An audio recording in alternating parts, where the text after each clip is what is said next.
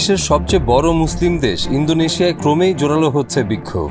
রাজধানী জাকার্তা সহ বড় শহরগুলোতে লাখো মানুষ রাস্তায় নেমে আসছে।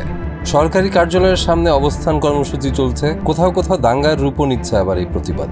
আন্দোলনের ধরন ও বিস্তৃতি দেখে অনেকেই একে বাংলাদেশের জুলাই গণঅভ্যুত্থানের সঙ্গে তুলনা করছেন। অনেকে বলছেন ইন্দোনেশিয়ার বিক্ষোভকারীরা আদতে বাংলাদেশের সরকার পতনের অভিজ্ঞতাকে অনুসরণ করছে। এই আন্দোলনের সূত্রপাত হয় সংসদ সদস্যদের জন্য বাড়তি ভাতা ঘোষণাকে কেন্দ্র করে। তথ্য ফাঁসের পরে জানা যায় একজন আইন প্রণেতা মাসে 50 মিলিয়ন রুপিয়া বা প্রায় 3000 মার্কিন ডলার পাবেন, অথচ সাধারণ শ্রমজীবী মানুষের ন্যূনতম মজুরি তার 10 গুণেরও কম।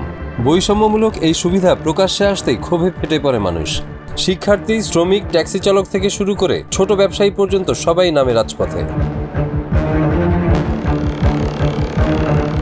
অল্প সময়ে আন্দোলন কেবল অর্থনৈতিক বৈষম্যের দাবি ছাড়িয়ে যায়। পুলিশের দমন নীতি, রাজনৈতিক অদক্ষতা, দুর্নীতি ও বেকারত্বের মতো দীর্ঘদিনের জমে থাকা অসন্তোষ এতে যুক্ত হয়। ফলে বিক্ষোভ দাবানলের মতো দেশ জুড়ে ছড়িয়ে পড়ে। 28 আগস্ট একটি ঘটনার পর আন্দোলনের নতুন মাত্রা যোগ হয়।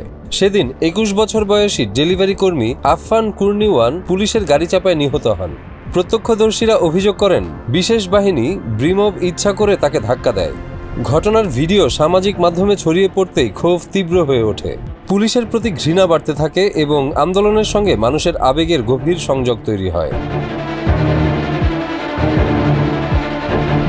আন্দোলনের আরেকটি বৈশিষ্ট্য হল এর নেতৃত্বহীন ও বিকেন্দ্রীভূত চরিত্র।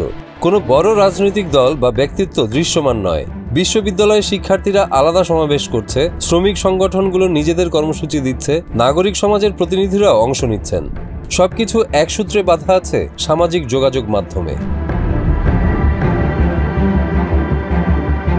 ফেসবুক, এক্স, টিকটক ও ইউটিউবে প্রচুর ভিডিও ও লাইভ সম্প্রচার আন্দোলনকে তরঙ্গের মতো ছড়িয়ে দিচ্ছে। হোয়াটসঅ্যাপ গ্রুপ ও টেলিগ্রাম চ্যানেলে পরিকল্পনা হচ্ছে পরবর্তী দিনের কর্মসূচির। এভাবে আন্দোলনের কৌশল অনেকটা বাংলাদেশের 2024 সালের জুলাই গণঅভ্যুত্থানের সঙ্গে মিলে যাচ্ছে। বাংলাদেশের আন্দোলন ছিল যুব নেতৃত্বাধীন, স্বতঃস্ফূর্ত। শিক্ষার্থীদের সঙ্গে শ্রমিক, কৃষক ও সাধারণ মানুষ একাত্ম হয়ে স্বৈরাচারী ক্ষমতার পতন ঘটায়। ইন্দোনেশিয়ার ক্ষেত্রেও তরুণ প্রজন্ম প্রধান চালিকা শক্তি। পুলিশের সহিংসতা ও সরকারের অগণতান্ত্রিক আচরণ আন্দোলনকে আরও উস্কে দিচ্ছে। বিশ্লেষকরা মনে করছেন বাংলাদেশের অভিজ্ঞতা থেকে ইন্দোনেশিয়ার তরুণরা শিখেছে স্বতঃস্ফূর্ত জন আন্দোলন রাষ্ট্র ক্ষমতাকে নাড়িয়ে দিতে পারে। সরকারের প্রতিক্রিয়ায় প্রেসিডেন্ট প্রাবো আন্দোলনকে অরাজকতার চেষ্টা আখ্যা দিয়েছেন। সেনা ও পুলিশ মোতায়েন করা হয়েছে, কারফিউ জারি হয়েছে, শত শত মানুষকে আটক করা হয়েছে। এদের অধিকাংশই তরুণ। মানবাধিকার সংগঠনগুলো এটিকে দমন নীতি হিসেবে অভিহিত করেছে। জাতিসংঘ ও হিউম্যান রাইটস ওয়াচ সহ আন্তর্জাতিক সংস্থাগুলো বিক্ষোভকারীদের শান্তিপূর্ণ সমাবেশের অধিকার রক্ষার আহ্বান জানিয়েছে।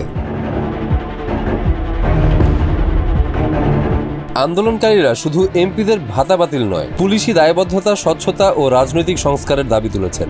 তারা 17+8 নামে একটি কাঠামোতে সংস্কার পরিকল্পনা দিয়েছে। এতে শিক্ষা ও স্বাস্থ্য খাতে বিনিয়োগ, বেকারত্ব কমানো এবং দুর্নীতি দমনের মতো দাবি অন্তর্ভুক্ত। বিশ্লেষকরা বলছেন এই আন্দোলন ইন্দোনেশিয়াকে কোন পথে নিয়ে যাবে তা স্পষ্ট নয়। কেউ মনে করছেন এটি 1998 সালের মতো বড় রাজনৈতিক পরিবর্তন ডেকে আনতে পারে, যখন দীর্ঘদিনের শাসক সুহার্তোর পতন ঘটেছিল। আবার অনেকের মতে সরকার কিছু ছাড় দিলে পরিস্থিতি সামাল দেওয়া সম্ভব। পরিশেষে বলা যায় ইন্দোনেশিয়ার এই বিক্ষোভ নিঃসন্দেহে বাংলাদেশের জুলাই গণঅভ্যুত্থানের প্রতিধ্বনি বহন করছে। মিল রয়েছে চরিত্রে, যুব সমাজের অগ্রণী ভূমিকায় এবং দমন নীতির বিরুদ্ধে জন অভ্যুত্থানে। পার্থক্য হলো বাংলাদেশের আন্দোলন শেষ পর্যন্ত শাসক পরিবর্তনের মধ্য দিয়ে ইতিহাস তৈরি করেছিল, কিন্তু ইন্দোনেশিয়ার বিক্ষোভ এখনো সংস্কার দাবি নিয়েই সীমাবদ্ধ। যদি সরকারের দমন নীতি চলতেই থাকে এবং আন্দোলন আরও বিস্তৃত হয়, তাহলে ইন্দোনেশিয়াও তাদের নিজস্ব এক জুলাই বিপ্লবের দিকে এগোতে পারে। এমন শঙ্কাই এখন আন্তর্জাতিক মহলে আলোচিত হচ্ছে।